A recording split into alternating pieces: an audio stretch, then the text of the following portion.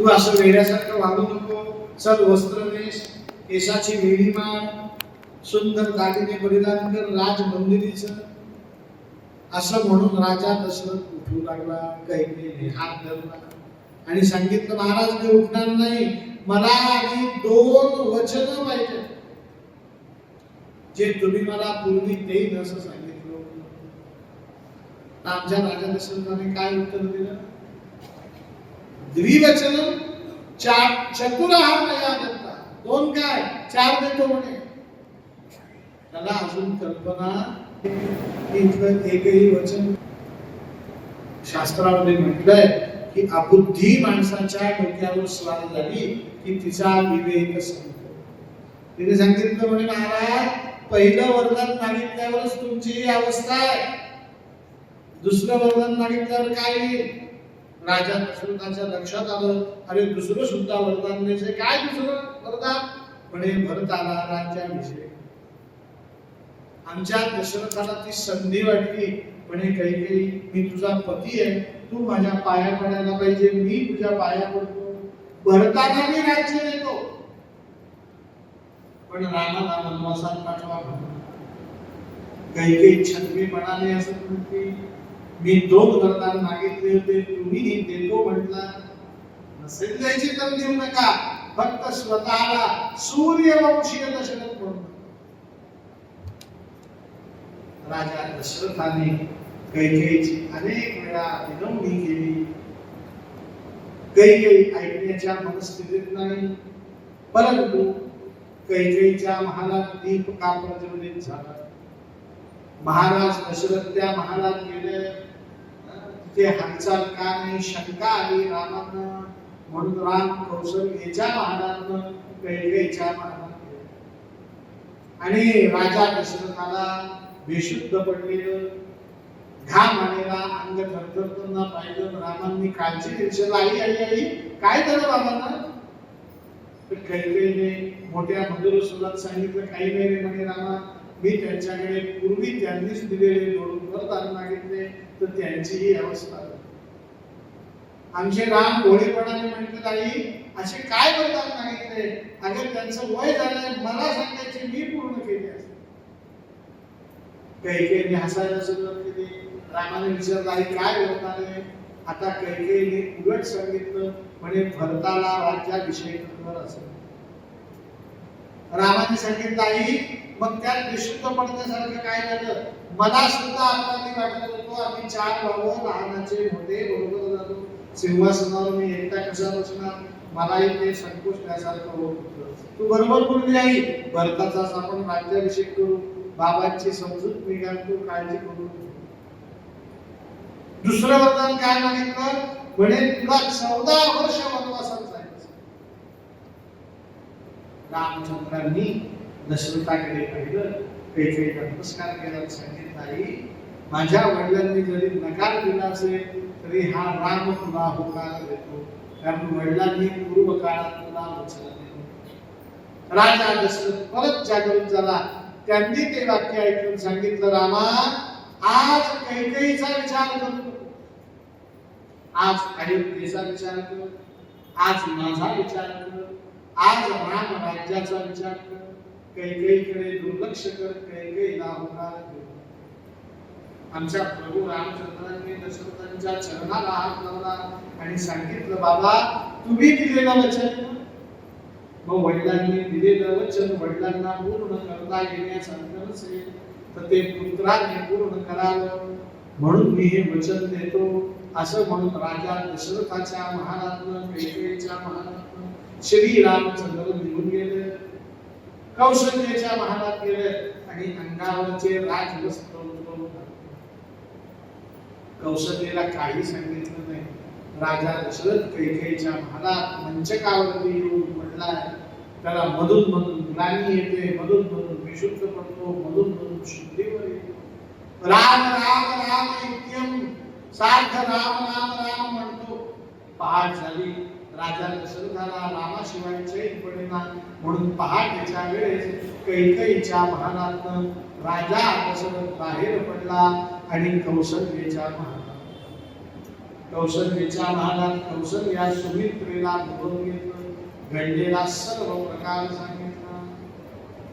रामाला बोलवून घेतलं, रामाने निर्धार सांगितला, म्हणे बाबा तुम्ही दिलेलं वचन पूर्ण करण्यासाठी 14 वर्ष मी वनवासात जाणार आहे.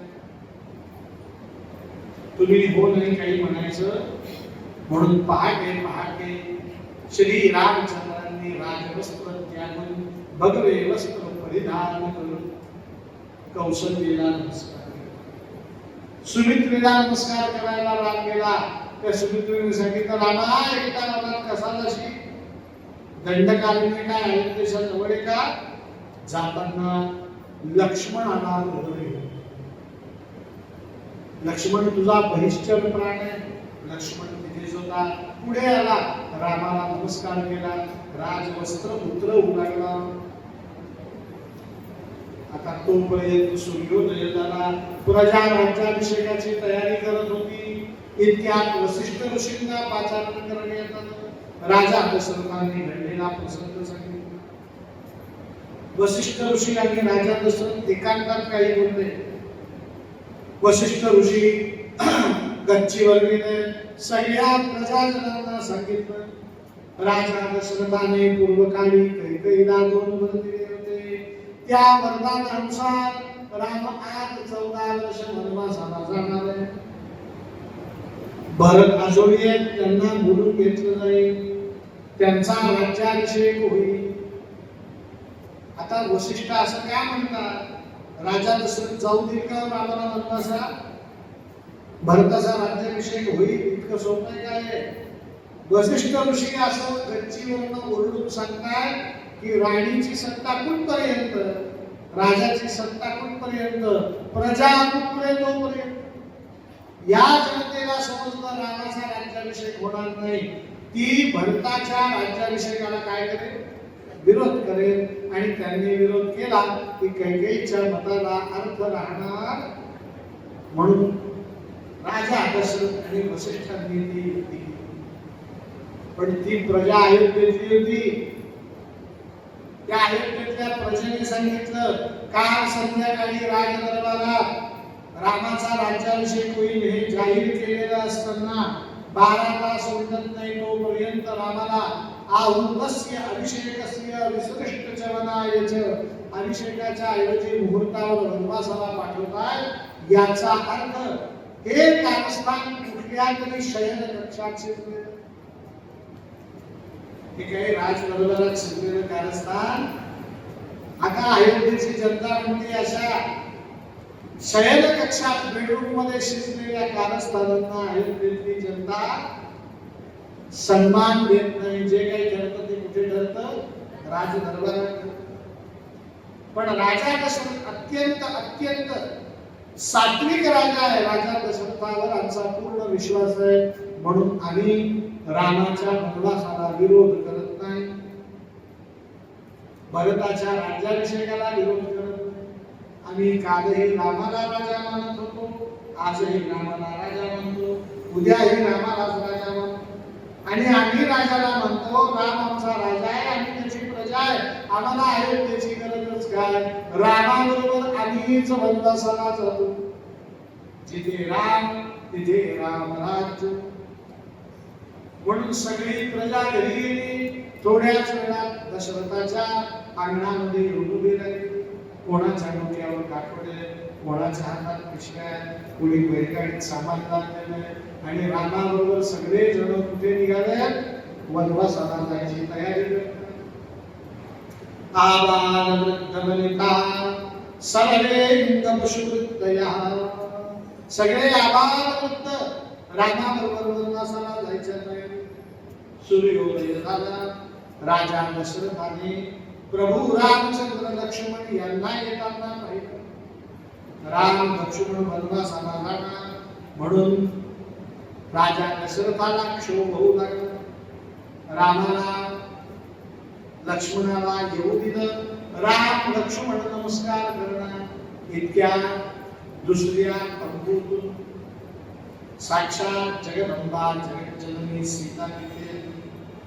आणि राम नमस्कार करणार इतक्यात रामाबरोबर सीता ही लागली. दशरथ कौसल्या सुमित्रेला अभिवादन केले. रामाने विचारलं, सीता तू? सीतेने उत्तर दिलं, जेथे राघव तेथे सीता. महाराज, मी तुमचं पाणी ग्रहण केलेलं नाही, तुम्ही माझं पाणी ग्रहण केलं. तुम्ही माझा हात हातात धरलाय. तुम्हाला आता हा हात सोडता येईल. जिथे तुम्ही तिथे मी. रामांनी सीतेला सांगितलं, हनुमानच्या अवतार जंगलात हिंस्रश्वापद आहे, राक्षस आहे. तिने एकच उत्तर दिलं, जिथे पती सामर्थ्यवान आहे तिथे वन्य पशूंना राक्षसांना राम लक्ष्मण जानकी वनवासाला जाणार हे निश्चित झालं. सुमित्रेला नमस्कार करायला, कौशल्य नंतर सुमित्रेला नमस्कार करायचा ना, तर त्या सुमित्रेला नमस्कार करायला रामचंद्र खाली लागले, लक्ष्मण खाली लागलाय, जानकी खाली लागली आहे. सुमित्रेने तिघांना मिठी मारली. राजा दशरथाने तोपर्यंत शेजारी उभा असलेला आपला प्रधानमंत्री, त्याचं नाव सुमंत, त्या सुमंताला बोलवून घेतलं आणि त्याच्या कानात काहीतरी सांगितलं. आणि राम लक्ष्मण जानकी वनवासाला निघाले. त्यावेळेस दशरथाने सांगितलं, अजून राजा नाही, म्हणून मी राम लक्ष्मण सीतेला आज्ञा देतो की त्यांनी वनवासात रथात जावं. ही राजाज्ञा मोडता येणार? रामाने विचार केला, वडिलांची आज्ञा, एक दिवस उद्या हा रथ आपण परत पाठवू. आणि तो कसा परत पाठवायचा मला प्रभू रामचंद्र जाताना दशरथाला नमस्कार करू लागले. दशरथाने सांगितलंय, रामा, तुझ्याशिवाय एक क्षणही मी जिवंत राहू शकत नाही. रामांना स्मित हास्यही करता आलं नाही, रडताही आलं नाही. खाली बघून नमस्कार केला. राम लक्ष्मण जानकी राजवाड्यात बाहेर पडले. जाताना कौशल्येच्या महालाकडे रामांनी एकदा वळून बघितलं. राजा दशरथाने रामा असा शब्द उच्चारला आणि राजा दशरथ तिथे धाडकन खाली बसले. रामाच्या लक्षात आलं, आता जर मागे फिरलो तर आपण सुद्धा गुणायमान होईल. राजा दशरथ विशुद्ध पडलाय, काळजीचं कारण नाही, शुद्धीवर आणणारे राजाला विद्या. म्हणून श्रीराम लक्ष्मण जानकी रथात बसले. पुढे प्रजा, आजूबाजूला प्रजा, मागे प्रजा. अयोध्येचा जनसागर रामाबरोबर जाऊ लागला. रामाने थोड्याच वेळात पाहिलं, अनेक वृद्ध स्त्रिया, अनेक वृद्ध पुरुष पाय चालताना गडगडतात. म्हणून श्री रामचंद्रांनी रथात खाली उतरण्याचा निर्णय. राम लक्ष्मण जानकी पायी पायी अनवाणी प्रजेबरोबर चालताय, रथ मात्र पुढे चालतोय. असं करत करत करत करत फार लांब नाही, तमसा नदीच्या तीरावरती असलेल्या शृंगवेरपूर नावाच्या ते ठिकाणी येऊन लागले. कुठलं ठिकाण? शृंगवेरपूर. शृंगवेरपूर एक कोस राहिलं, वनप्रदेश सुरू झाला. अयोध्येपासून 5-6 किलोमीटर अंतरावरच हे शृंगवेरपूर. पण तोपर्यंत झाडावर बसलेल्या भिल्लांनी रामाला येताना पाहिलं, प्रजेला येताना पाहिलं. भिल्ल राजा, निषाद राजा गुहक, काय नाव, त्या गुहकाला निरोप दिला. चतुरंग बलोपेला, तो राम स्वामी करण्यासाठी चतुरंग सैन्य घेऊन आपल्या राज्याकडे येतोय. त्यांना काय वाटलं की राम आपल्या राज्यावर काय करतोय, स्वामी करतोय. गुहकाने लगेच मंत्रिमंडळाची बैठक बोलवली. भिल्ल राजा, छोटं राज्य, छोटं जंगल, छोटं मंत्रिमंडळ, झोपड्यात राहणारे राजे, झोपड्यात राहणारे मंत्री. एका मंत्र्याने विचारलं, काय तातडीने बोलवलं? म्हणे, तो राम चतुरंग सैन्य घेऊन येतोय असा निरोप मिळाला. त्या वृद्ध माणसाने सांगितलं, एक काम करा, तो युद्धासाठी आलाय का नाही आलाय निश्चित निश्चयाने काही समजतंय का? म्हणे मग एक काम करा, युद्ध काही असं लगेच सुरू होत नसतं.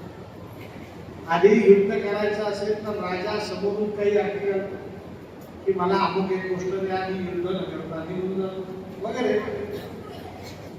उजव्या बाजूचे मंदिराचं, डाव्या बाजूचे मंदिर, परडीमध्ये मासे येईल, शिजवलेलं मांस येईल, रक्ताचा घट घेईल, रक्त भरलेला कुंभ, काही ताजे प्राणी मारलेले, कच्चं मांस असं घेऊन जाते. म्हणजे काय घेतल्याने म्हणे राम ज्या वस्तू पदार्थांकडे पाहिजे त्यांनी इकडे पाहिलं तर समजायचं तो युद्धासाठी आलेला नाही, कारण त्याने दूध माळा बघितल्या, पण त्याने मांस आदी पदार्थ बघितले तर त्याच्या मनात काय काढलं गेलं. त्याला म्हणायचं शकुन विचार.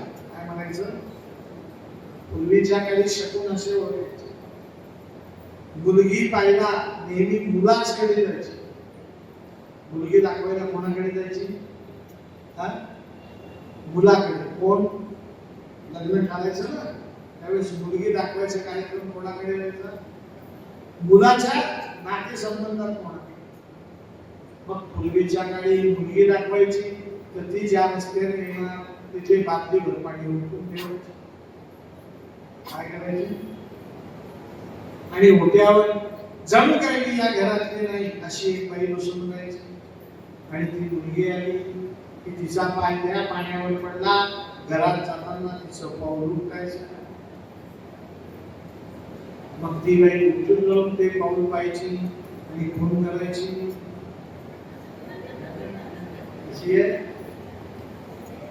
किंवा खून करायची सपाट पाऊल. शकुन विचार. घरात येतात नसती खाली वाकत आली तर समजा कोणी नाहीये, इकडे तिकडे पाहत आली भिरभिरणारी नजर आपल्या घराला साजेशी. पूर्वीच्या काळाचा विचार, आताच्या काळात हे काही नाही मला फक्त मुलगी द्या कशी का असेल हा शकुन विचार. त्याप्रमाणे गुहक राजा रामचंद्रांना भेटायला काही वस्तू घेऊन गेला. राम येत असताना गुहक येतोय म्हटल्यावरती रामाने धनुष्य काढून ठेवलं. म्हणजे धनुष्य असं जमिनीवर काढून ठेवता येत नाही. मी तुझ्या विरुद्ध धनुष्याचा वापर करणार नाही हे सांगण्यासाठी धनुष्य काढल्यावरच ठेवावं लागतं. फक्त दोरी काढून रामाने दोरी काढली आणि गुहकाच्या लक्षात आलं अरे हा तर आपला मित्र राम आहे. एक कशाला परीक्षा यायची? मधु आणि मांस घेऊन त्याने ते सर्व पदार्थ भेटून दिले आणि रामाला मिठी मारली. रामाने त्या गुहकाला मिठी मारली आणि जिथे राम भेटला, राम मिलन झालं, तिथेच गुहक आपल्या मंत्र्यांसमोर बसला. राम लक्ष्मण जानकी बसली, आजूबाजूला प्रजाजन बसली. गुहकाने विचारलं रामा इकडे कुठे आलास? तर कळवलं का नाही? तव स्नेह निभी जायते. तुझा माझा स्नेह आहे, आपण मित्र आहोत. तू कधी जर माझ्या देशात आला तर मला कळवून येतो. याचा अर्थ राम गुहक राजाच्या राजधानीत जात होते. कशाला? तर पूर्वीच्या काळची पद्धती होती की युद्ध वर्ष 10 वर्षांना कधीतरी होतं. कधी व्हायचं? भारताचं युद्ध 71 साली झालंय पाकिस्तानशी शेवटचं. 62 साली चीनशी झालंय. त्याच्यानंतर समोरासमोर युद्ध झालंय का भारताचं कोणाशी? झालेलं नाही. मग 71 म्हणजे 29 वर्ष, 2000 अधिक 26 55 वर्ष झाले भारताचं युद्ध कोणावर होतं झालं. पण 55 वर्ष युद्ध झालं नाही म्हणून सैन्यच नाही का भारताला? युद्धाची काही 55 वर्षात लागलं नाही. कशाला सैन्य नाही? असं करून चालत. सैन्य ठेवावं लागतं.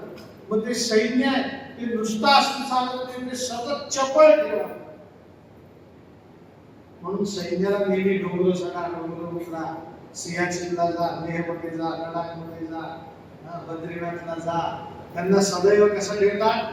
ऍक्टिव्ह ठेवतात. पूर्वीच्या काळाचे राजे युद्ध कधीतरी होणार, स्वतःला ऍक्टिव्ह ठेवणार कसे? म्हणून महिन्यात 2 वेळा पौर्णिमा आणि अमावस्येचा आदला दिवस चतुर्दशीला शिकारीला जायचं. कशाला जायचे? शिकार म्हणजे काय? एक ऋतूचं युद्धच असतं ना. शिकार धावणार, आपण त्याच्या मागे धावणार. कोण धावू शकतो? कोण धावू शकतो? मला सांगितलं इथे मारुतीचं मंदिर आहे, धावत धावत जाऊन दर्शन घ्या. म्हणजे तुम्हीच घ्या. मी काय धावत काढण्यासाठी आमच्या चौधरी काकांसारखं शरीर नाही, पाटलांसारखं शरीर कसं पाहिजे? चपळ. आपलं शरीर चपळ नाही, कारण आपण ती सवय ठेवली. राजाला असा वेळा देह चालेल का? मग तो चपळ असला पाहिजे, म्हणून शिकारीला जायचा. शिकारी होण्याची करायची कोंबडी बकरी नाही, वाघ सिंह मुला रानडुक्कर यांची चपळ प्राणी. आणि तेही कधी जर ते प्रजेला त्रास देत असतील तर दिसता प्राणी की मार अशी शिकार नसते. वन्यजीवांची एक हिंसा जर मनुष्य करायला लागला तर निसर्गाचा असमतोल होईल. मग चतुर्दशीच्या दिवशी शिकार करायला जायचं. हा भिल्लांकडे यायचा राम, कारण शिकारीत पटाई कोण होते? भिल्ल, कुहकराजा भिल्ल. त्या भिल्लाच्या लक्षात आलं की रामाने सांगितलं इकडे का आलास? पूर्वकल्पना का नाही दिली? तर रामाने सांगितलं मला भाग्यवशाने 14 वर्ष वनवास मिळाला. अयोध्येचा राजा भरत होणार. त्या गुहकाने बसलेला ताण करूनला मंत्रिमंडळाकडे पाहिलं आणि सांगितलं रामा मी त्या कैकेयीला 1000 वेळा नमस्कार करतो. कोण म्हणतो? गुहक राजा विशाल राजा म्हणे का? म्हणे कैकेयीने भरताला अयोध्येचं राज्य देऊन उपकार या विशाल राजावर केले.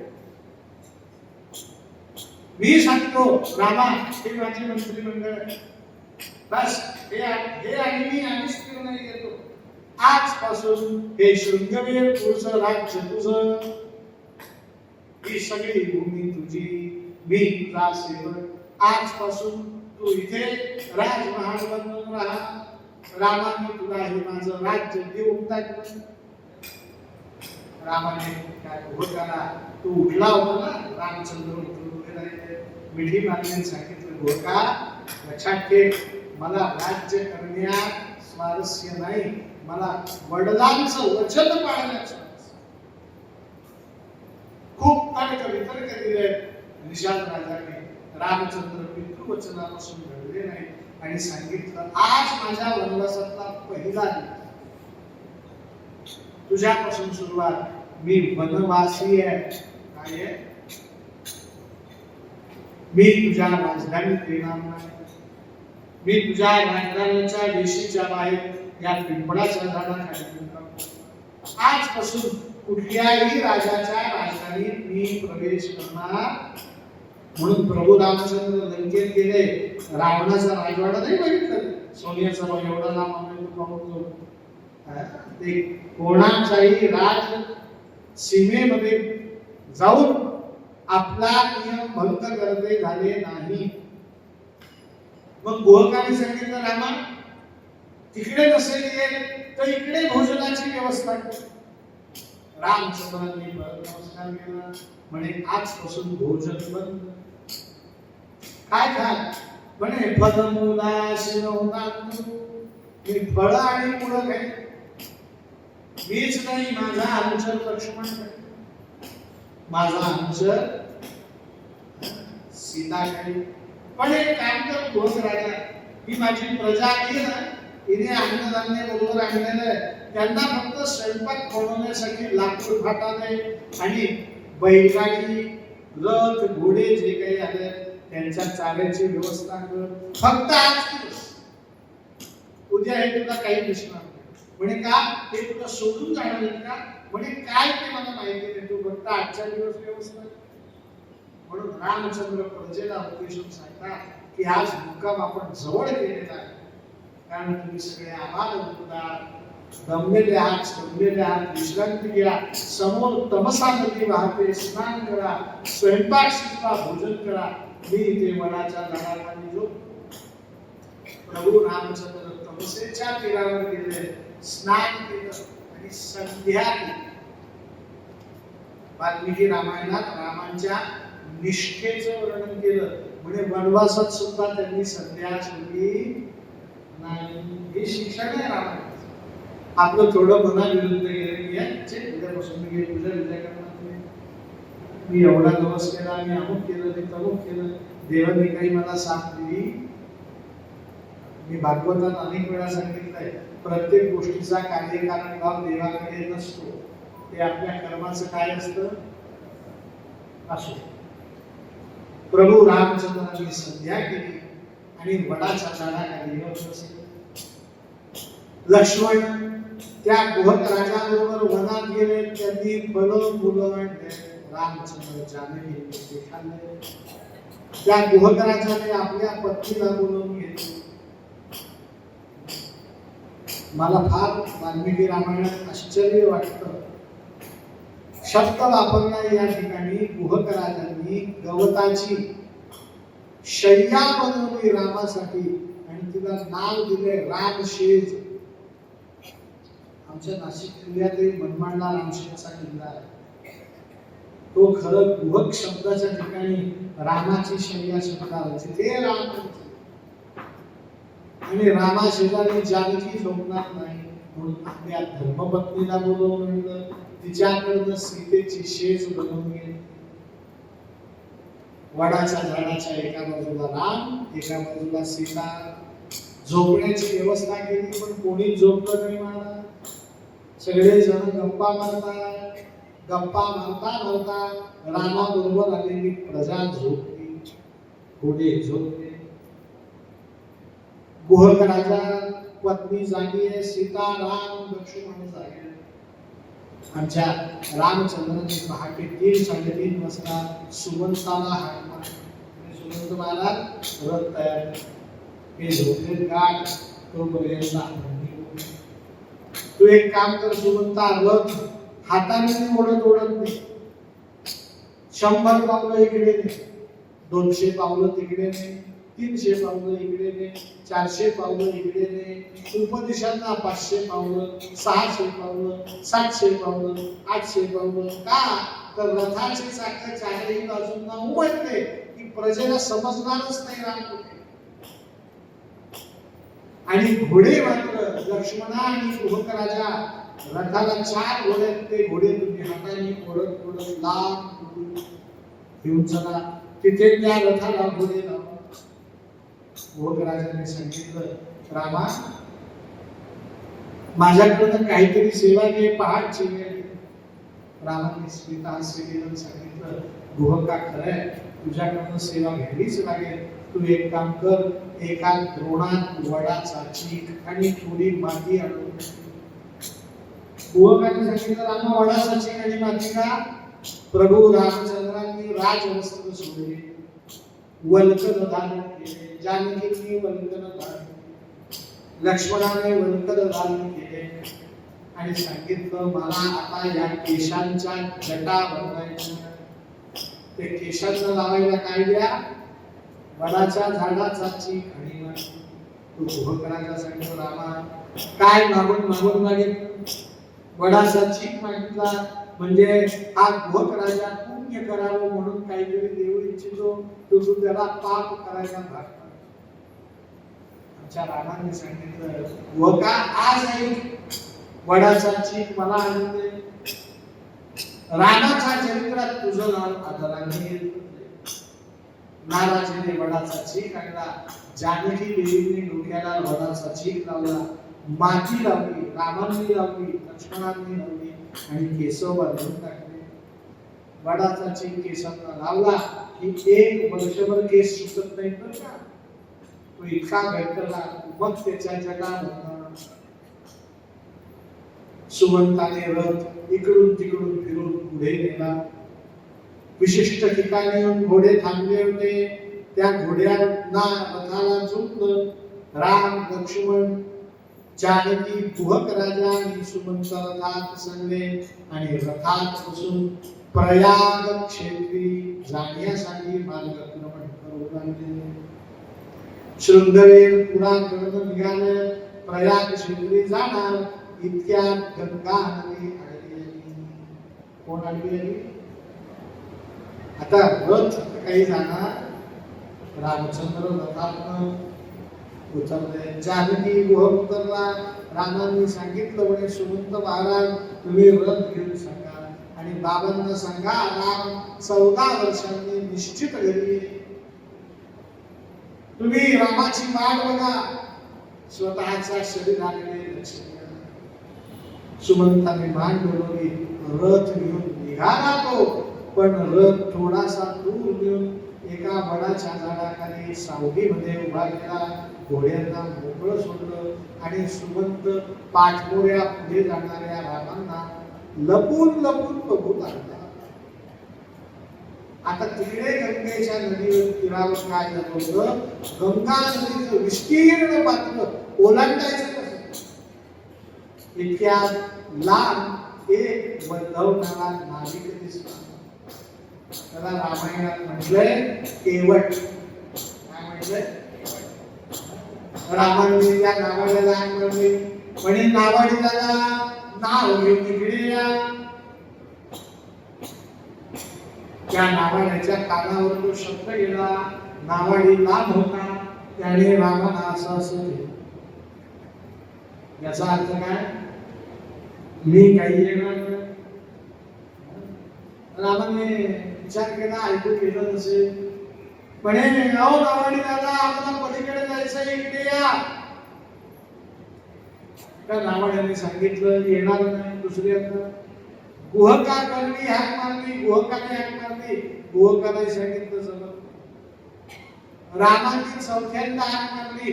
तो गुहक तो केवट नाव वल्लवत आला आणि रामाने सांगितलं म्हणे अहो केवट दादा मला पलीकडे जायचंय. त्या केवटाने नागेत उत्तर दिलं म्हणे एकदा नाही सांगितलेलं समजत नाही का. मी तुम्हाला मागायला सांगितलं ना मला जमत नाही.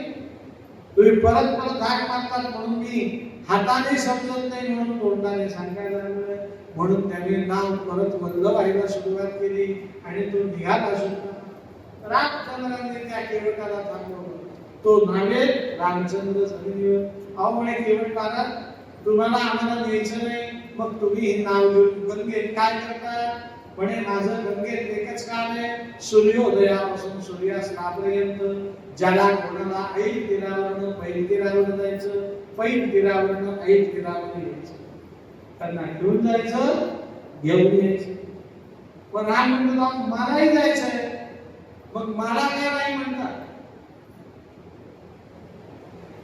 त्या नावाने सांगितलं का म्हणे मला फार बोलायला लावतो. कोण बोलतो? मला फार बोलायला लावू नका.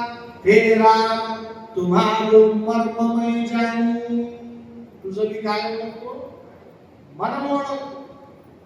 वस्तुतः वेदांना रामाचं मर्म समजलेलं नाही. ते नेती नेती म्हणतात आणि हा केवट म्हणतो तुझा मर्म मी नाही.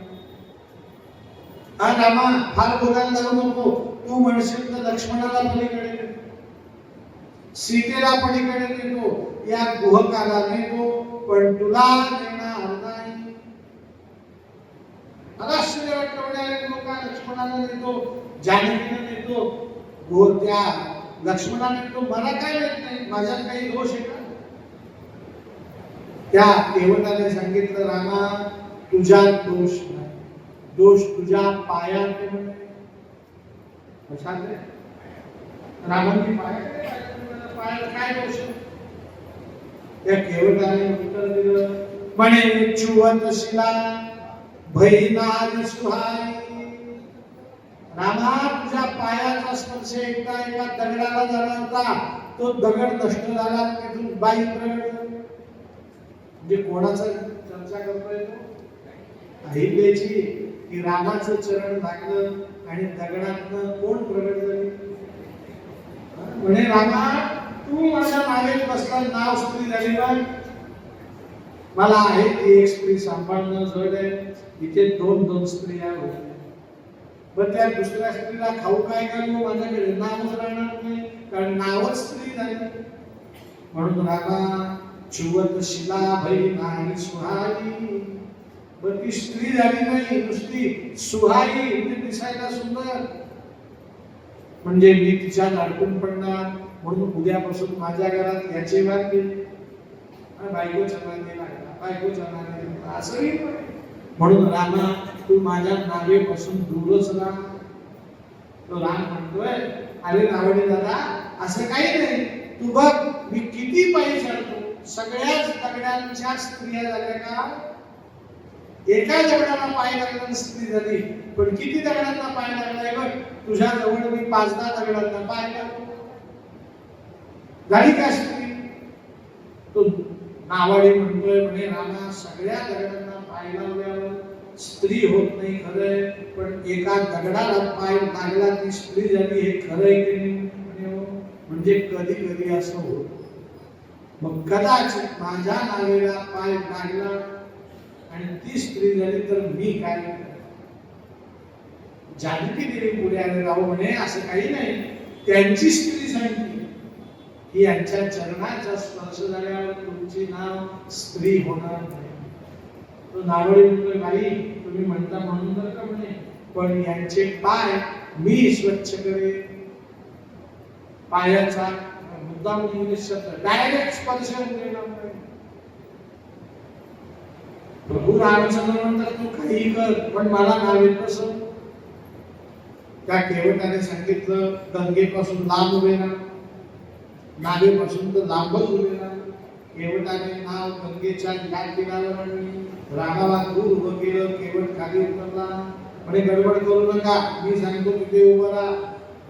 रामाला एका ठिकाणी उभं केलं, घरात गेला, परात आणली, 2-4 बाटल्या आणल्या.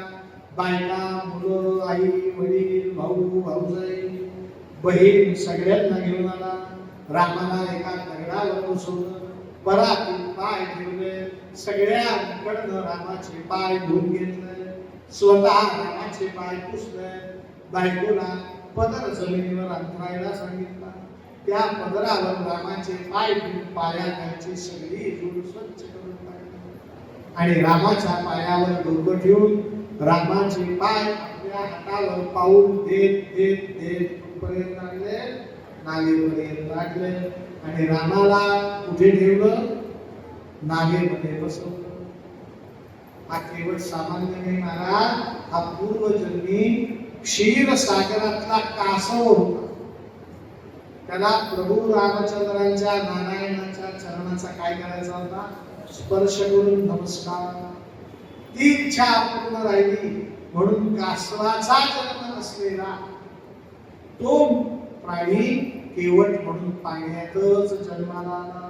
कासवासारखा नावेत बसून गंगेतच फिरत राहिला. मागच्या जन्मातली इच्छा या जन्मात काय झाली? पूर्ण झाली. प्रभू रामचंद्रांना पैल तीरावर नेलं आणि पैल तीरावर नेताक्षणी रामचंद्र नावेत अवतरले. तो नाविक हात जोडून उभा आहे. रामचंद्र म्हणतात, नाविका क्षमा कर, तू चरितार्थासाठी व्यवसाय करतो, तू मला गंगेच्या या तीरावर त्या तीरावर आणलं, मी तुला दक्षिण आणलेला पाहिजे, पण मी स्वतः उभाच आहे, माझ्याकडे तुला द्यायला काहीही नाही. मी तुला फक्त आता एक गोष्ट देऊ शकतो, आलिंगन देऊ शकतो. काय देऊ शकतो? म्हणून प्रभू रामचंद्रांनी दोन्ही हात पुढे केले. रामचंद्र पुढे जाऊ लागले आलिंगन द्यायला.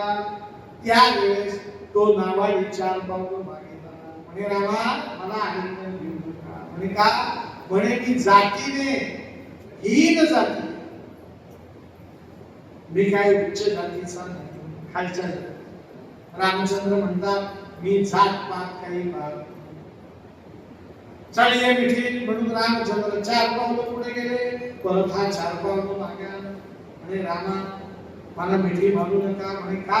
म्हणे मी गंगेत राहणार आहे, या गंगेचं पात्र रोज ओलांडणार कोणी नसतं, कधी कधी 8-8 दिवस कोणी नसतं. चरितार्थ कसा चालणार? म्हणून या गंगेच्या पात्रामध्ये निर्माण होणारे मासे मी खातो, मी मत्स्याहारी आहे.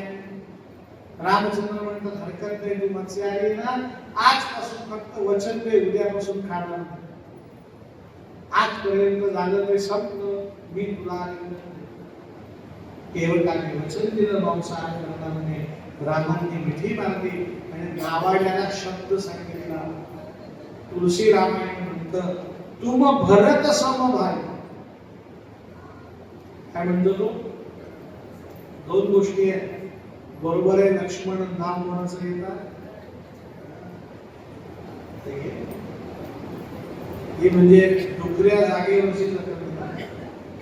एक दिवस बायकोने जेवायला वाटलं आणि विचारलं भाजी कशी झाली. तर कशाला भांडण पाहिजे म्हणून सांगितलं फार छान झाली. तिने लगेच पाण्याचा पेला आढळला म्हणे आज होणारच, तुमच्या आईने केली. धडाया कधी हो म्हणायचं, कधी नाही म्हणायचं. लक्षात ठेवा, प्रभू रामचंद्र लक्ष्मणासमोर सांगतात तुम भरत समभाय. रामचंद्रांना वनवासातही कोणाचं स्मरण होत होतं? असं अनन्य अनन्य भक्त आहे. केवटाला सांगितलं की 14 वर्ष मी येईन ना, त्यावेळेस तुझ्यासाठी क्षणभर इथे थांबते आणि माझ्याबरोबर आयोध्येत घेऊन जाईल आणि तुझी राहिलेली दक्षिणा. रामाने परतीच्या प्रवासात प्रयाग क्षेत्राच्या अलीकडे विमान थांबवून केवटाला बरोबर घेतलं आणि राज्याभिषेकाला हा केवट हजर होता. प्रभू रामचंद्र भरद्वाज मुनींच्या आश्रमात प्रयागराजला गंगा ओलांडली. भरद्वाज मुनींच्या आश्रमात एक दिवस राहिले. भरद्वाज ऋषींनी सांगितलं रामा फार दूर जाऊ नको, तू या चित्रकूट पर्वतावरती गुहक राजा लक्ष्मण चित्रकूट पर्वतावरती राम जानकीला घेऊन गेले. गुहक राजाने राम जानकीसाठी सुंदर पर्वतभूमी रामाला नमस्कार केला. गुहकाने निरोप घेतला आणि गुहक राजा परत निघाला. आता रामायणात सांगितलंय की त्या चित्रकूट पर्वतावर जाण्यासाठी गुहकाच्या राजधानीपासून 8 दिवस लागले. किती? पण गुहक राजा आता एकटा निघाला. तो 3 दिवसात परत राजधानी आला. जाताना दिवस किती लागले? येताना 3. का तर तो वनवासी मनुष्य आहे. त्याला मनातले काने कोपरे माहितीये, म्हणून तो चोर रस्त्यांनी प्रवास करत करत शॉर्टकट मारत किती दिवसात आला. पण तेच एक कारण आहे असं नाही, त्याला फार महत्वाचा निरोप द्यायचा. कारण वडाच्या झाडाखाली रामचंद्र कुठे वस्तीला थांबले हे विचारण्यासाठी सुमंत थांबलेला होता. सुमंत रथ घेऊन थांबला होता. राजा दशरथाची आज्ञा की सुमंता हा राम तुला परत पाठवेल, त्याचा निश्चित पत्ता तुला कळल्याशिवाय तू परत येऊ. सुमंताला सांगितलं की प्रभू रामचंद्र चित्रकूट पर्वतावरती थांबले. आता ते सर्व ऐकलं. सुमंताने रथ घेतला. संध्याकाळच्या वेळेस अयोध्येची वेश दिसू लागली. एका शेतामध्ये रथ लपवला. मध्यरात्रीची वाट पाहिली आणि पहाटे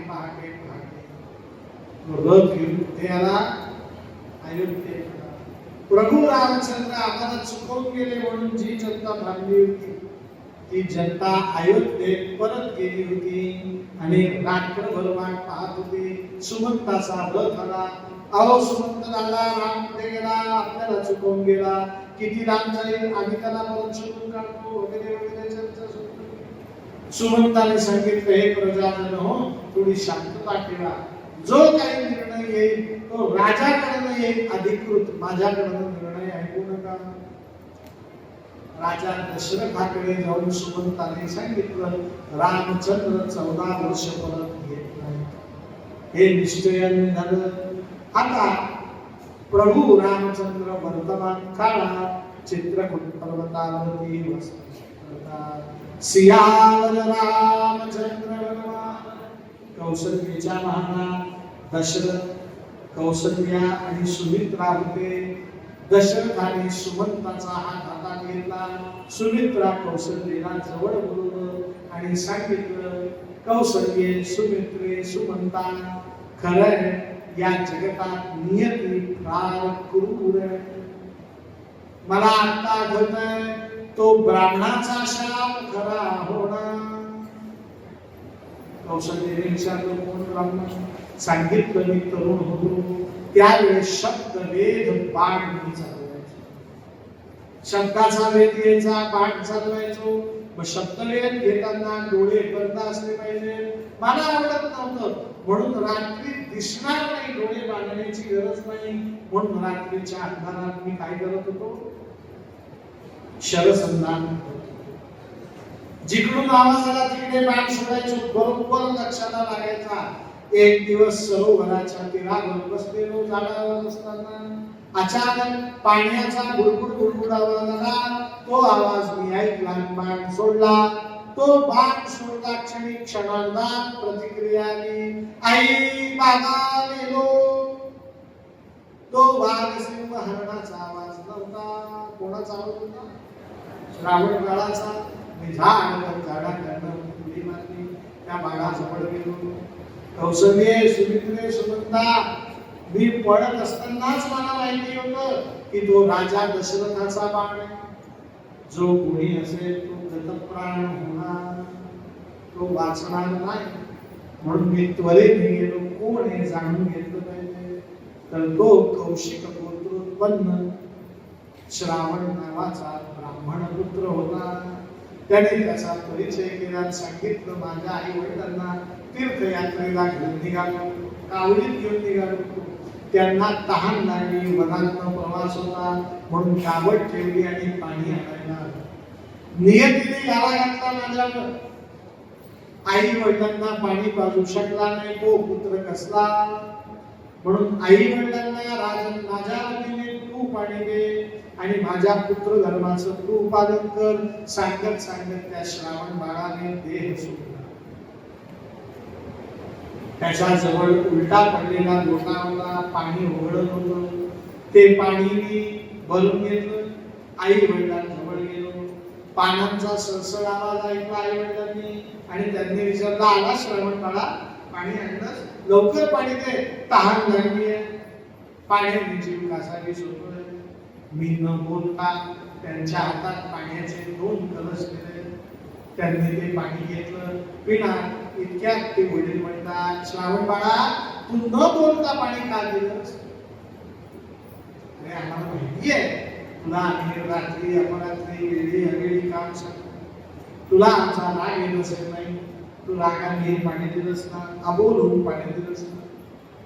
श्रावण बाळा, आजपासून तुझ्याकडे असं वेळी अवेळी पाणी मागणार नाही बरं, पण तू असं अबोल होऊन पाणी देऊ नको. आमच्याशी काहीतरी मदत करू. आम्हाला पूर्ण कल्पना आहे, आम्ही तुझे आई वडील नाही आहोत, तुला भार आहोत. कारण आम्ही स्वतः काही करू शकत नाही, निष्क्रिय आहोत. बाळा, काहीतरी बोल, काहीतरी बोल. आम्हाला पाणी देताना आमच्याशी काहीतरी संवाद सांग. आम्ही फार दिवसाची सोबती नाही आहोत, तुला काही फारही त्रास देणार नाही. थोड्याच दिवसात आम्ही सुद्धा निरोप द्याल. त्या वडिलांची आईची केली वाणी भाषा ऐकली. सत्य शेवटी मी पाय धरले, सांगितलं, मी श्रावण बाळ, मी राजा दशरथ आहे. म्हणे मग श्रावण बाळ आहे. घडलेला सगळा प्रकार सांगितला. ते वृद्ध आई वडील रडू लागले. मला गया गया करून म्हणतायत, मुलाजवळ घेऊन.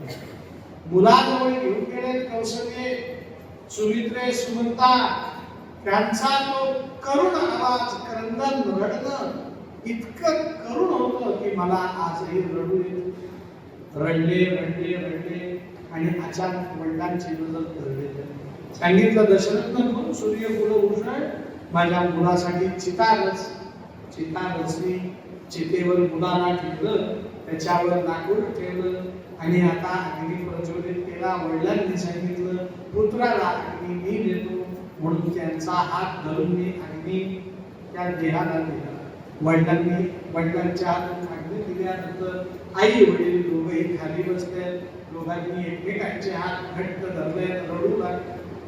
पण हळूहळू चितेची ज्वाळा मोठी होत गेली, तिची धग लागू लागली, त्या आई वडिलांना धग लागली. त्यांनी एकमेकांचा हात धरलेला होता, तो हात एकमेकांचा दाबला. भाषा म्हातारे, त्यांना डोळे नाहीत, त्यामुळे हाताची भाषा समजत होती. त्या दोघांनी धाड चितेमध्ये उडी मारली. पण उडी मारताना मला शाप दिला की हे दशरथा, पुत्र शोकाने आम्ही मरतो आहोत. पुत्र शोक काय असतो हे तुला समजावं, म्हणून तुझाही मृत्यू पुत्र शोकाने होईल. म्हणून त्या वृद्ध आई वडिलांनी चितेत उडी. मला फार वाईट वाटलं कौशल्य, सुमित्रे, सुमंता. पण अचानक घरी आल्यानंतर आनंद येऊ लागला, कारण मला 3 विवाह होऊन संतती झालेली नव्हती. पुत्र शोक व्हायला पुत्र तर पाहिजे ना, मला काय नव्हता. पण लगेच मनात भीती वाटायला लागली की आता पुत्र होईल, शोकासाठी. मग वशिष्ठ ऋषींची मी मदत घेतली. पुत्र कामेष्टी ही योजना होती. राजा दशरथ म्हणतो, काय होती? मी यज्ञ नारायणाकडून 4 पुत्र मागून घेतले. कारण का, हा गेला तर तो जवळ राहील, तो गेला तर हा जवळ राहील, हा गेला तर तो जवळ राहील, कधीही पुत्र वियोग होऊ द्यायचा. म्हणून मी एका पुत्रावर थांबून, विश्वामित्राने 2 मुलं मागितले, तर मी 2 मुलं माझ्या जवळ घट्ट करून ठेवले. ते 2 मुलं घरी आल्यावर भरताला शिक्षणासाठी पाठवले. मी कोणाला तरी माझ्या जवळ ठेवत होतो, पुत्र वियोग होऊ देत नव्हतो. पण आज नियतीने नाम माझा राम लक्ष्मण वनात गेले, भरत शत्रुघ्न अजोडी गेले, आणि मला पुत्र वियोग झाला. ब्राह्मणाचा शाप खरा झाला. अगं कौशल्ये, अगं सुमित्रे, मी फार वेळाचा सोपी नाही.